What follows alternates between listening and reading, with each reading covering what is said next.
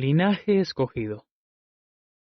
La sección de las Escrituras que corresponde estudiar esta semana es muy rico en contenido y merece nuestra atención para aprender grandes verdades y así ponerlos por obra.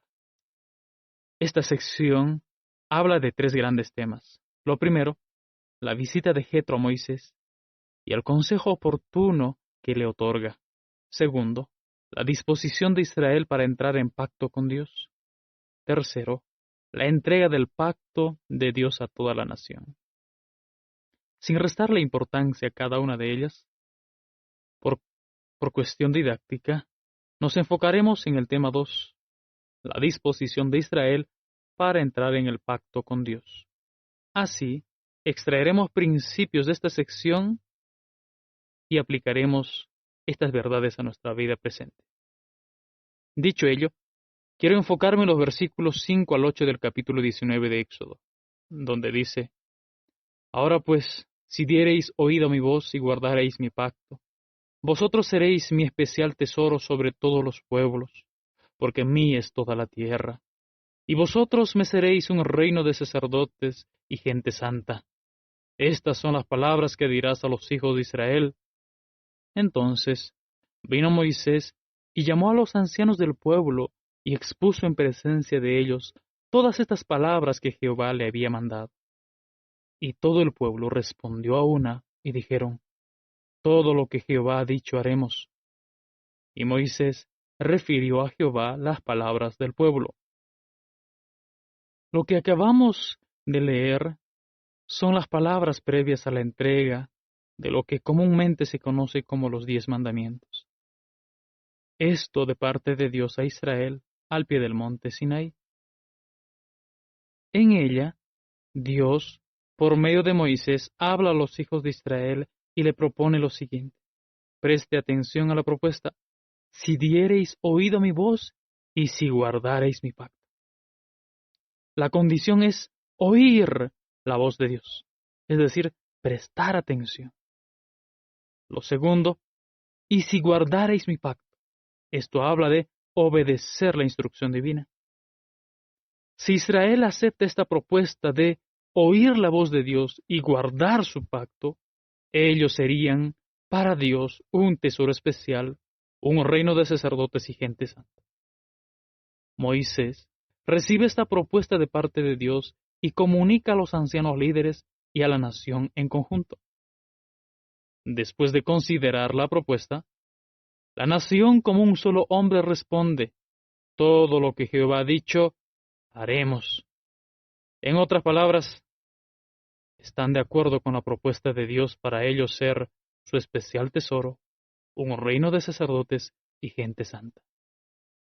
En señal de aceptación elevan su voz de compromiso: todo lo que Jehová ha dicho, haremos. Esta es la respuesta que Moisés comunica a la propuesta de Dios al subir al monte Sinaí.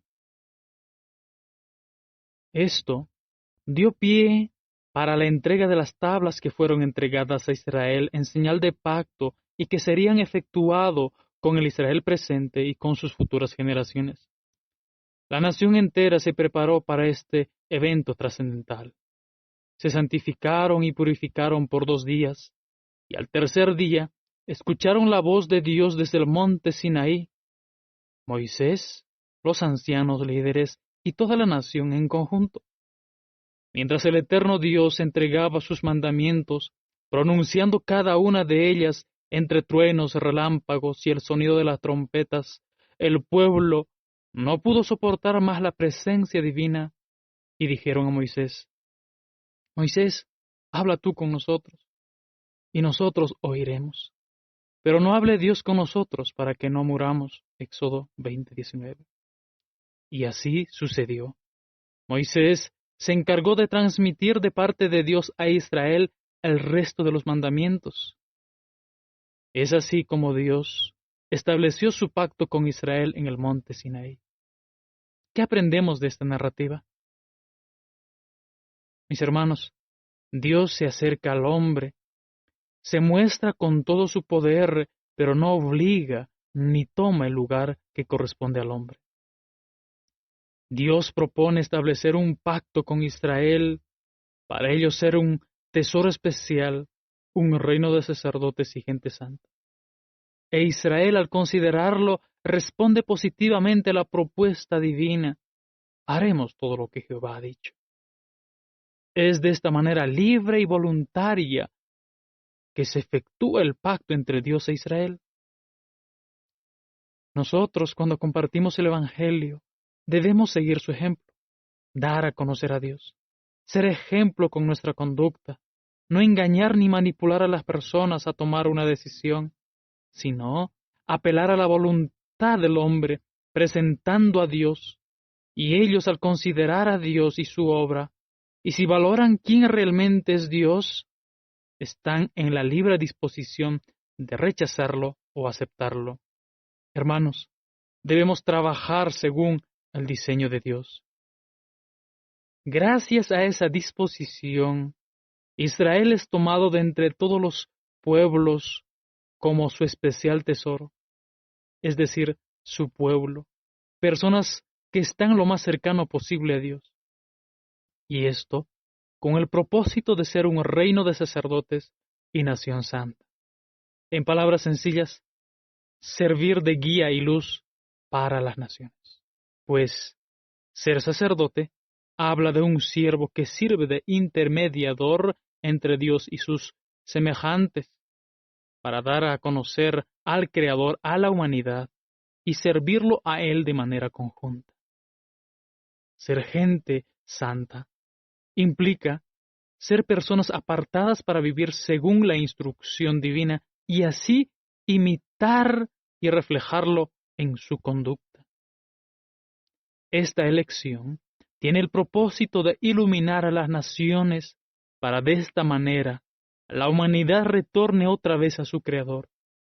Israel es la evidencia visible para que otras naciones retornen a su Creador y rijan sus vidas según su voluntad. Mis hermanos, este es el modelo de redención para la humanidad entera.